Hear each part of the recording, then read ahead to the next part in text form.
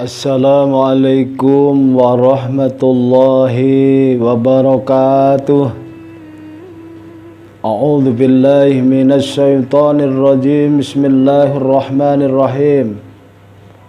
Alhamdulillah alladzi an'ama 'alaina bi ni'matil iman wal islam wa bi ni'matis sihah wal afiyah wa bi ni'matit tawwil umur.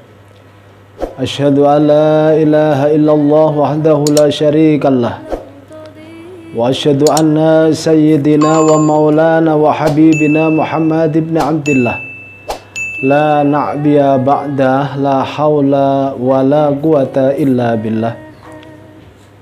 Qala Allah ta'ala fil Qur'anil Karim. Bismillahirrahmanirrahim. Rabbis shrah sadri wa yassir li amri wahlul 'uqdatam min lisani yafqahu qawli, amma ba'du. Faya ayyuhal hadirun rahimakumullah. Puji syukur kehadirat Allah yang telah banyak memberikan karunia nikmat kepada kita. Di antaranya adalah nikmat panjang umur, nikmat sehat, nikmat Islam, nikmat iman, sehingga pada kesempatan malam hari ini, pada kesempatan ini masih kita bisa berjumpa kembali, yaitu dalam rangka ceramah singkat yang insya Allah pada kesempatan malam hari ini akan mengambil tema yaitu manfaat bersedekah. Mudah-mudahan dengan ceramah singkat ini akan bisa menjadikan referensi di dalam kehidupan kita sehari-hari, sehingga kita tahu betul makna daripada apa bersedekah. Namun sebelumnya, rahmatullah wassalamuhu mudah-mudahan selalu terlimpah dan tercurah pada baginda Rasulullah Muhammad sallallahu alaihi wasallam yang telah banyak membimbing kita minadz-dzulumati ilan nur, dari zaman kegelapan sehingga sampai zaman yang terang benderang ini. Dan mudah-mudahan kita selalu dan selalu akan selalu menjadi umat yang setia minad dunya hatal akhirah. Pemirsa rahimakumullah, bicara tentang sedekah memang sangatlah luas. Andaikan bersedekah itu kok hanya dikategorikan dalam harta, dalam materi, maka yang akan jadi juaranya adalah orang-orang yang kaya. Maka serasa orang-orang yang miskin tidak adil ketika sedekah itu hanya dikategorikan dengan harta. Maka dari itu, dalam sebuah makalah yang disampaikan oleh para ulama-ulama pendahulu kita, ada sebuah bahasa yang dilantunkan di dalam syairnya mengenai tentang sedekah. Di antaranya adalah man kana lahul ilmun wal yatasaddaq bi ilmihi man kana lahul malun wal yatasaddaq bi malihi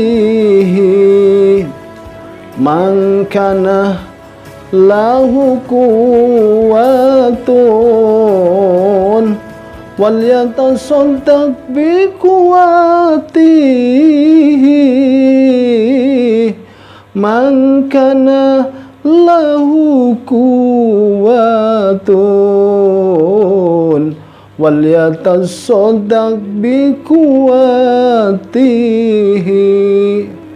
Sehingga dalam referensi ini kalau kita kupas sangatlah luas. Untuk mencapai titik sedekah tergantung bagaimana niat dan tujuan kita. Yang pertama dikatakan man kana lahul ilmun wal yatasaddaq bi ilmihi. Siapa orangnya yang punya ilmu maka bisa bersedekah dengan ilmunya.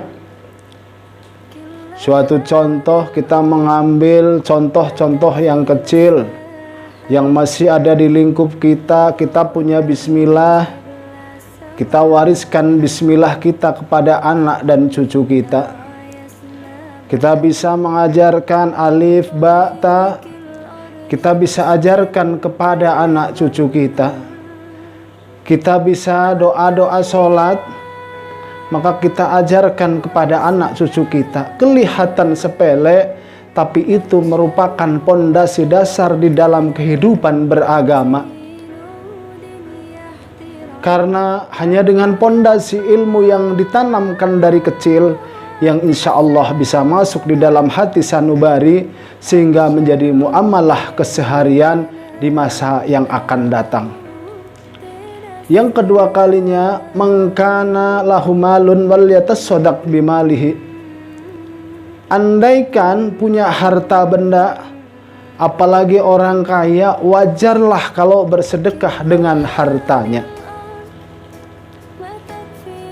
Kalau kita bersedekah di masa kaya, kalau kita bersedekah di masa ada, tentunya itu sudah menjadi hal yang biasa.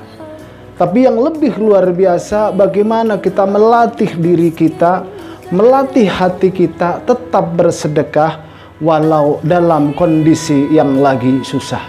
Itu yang sangat luar biasa.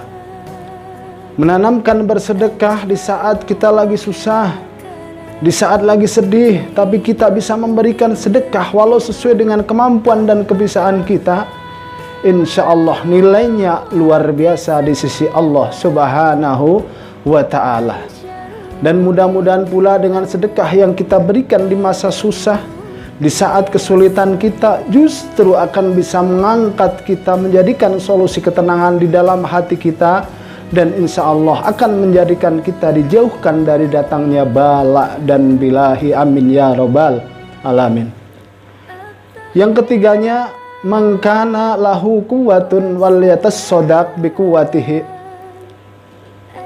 Siapa orangnya yang mempunyai kekuatan, entah itu kekuatan pikiran maupun tenaga, maka bersedekahlah dengan pikirannya, bersedekahlah dengan tenaganya, karena pemikiran juga akan membantu solusi-solusi kepada orang yang lagi membutuhkan, orang-orang yang mungkin lagi galau. Dengan kita kasih motivasi, maka insya Allah akan bisa mendapatkan pencerahan.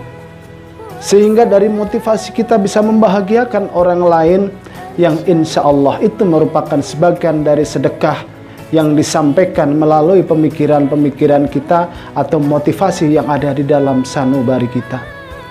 Dan juga kita punya tenaga-tenaga yang lain mungkin untuk membantu sesuatu yang positif.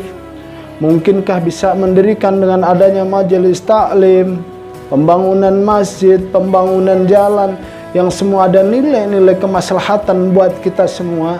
Itu juga alangkah baiknya, merupakan sosial yang tinggi di dalam kehidupan kita. Maka dari itu hadirin pemirsa rahimakumullah, mudah-mudahan dengan apa yang sedikit saya sampaikan tentang manfaat bersedekah ini bisa menjadi motivasi dan inspirasi di dalam kehidupan kita sehari-hari, sehingga dalam kondisi apapun, suasana seperti apapun, mudah-mudahan kita tetap bisa melakukan sedekah sesuai dengan kemampuan-kemampuan kita. Karena sedekah itu tidak ditarget harus berapa dan seberapa, tapi sedekah itu hanyalah dituntut dengan nilai-nilai keikhlasan, dengan nilai-nilai ketulusan karena Allah Subhanahu wa ta'ala. Bahkan dalam satu sisi dikatakan, bagaimana orang sedekah yang baik, orang sedekah yang ikhlas, Bapak maupun Ibu, yaitu digambarkan ibarat kata kita memberikan dengan tangan kanannya, maka diupayakan tangan kiri kita jangan sampai mengetahui.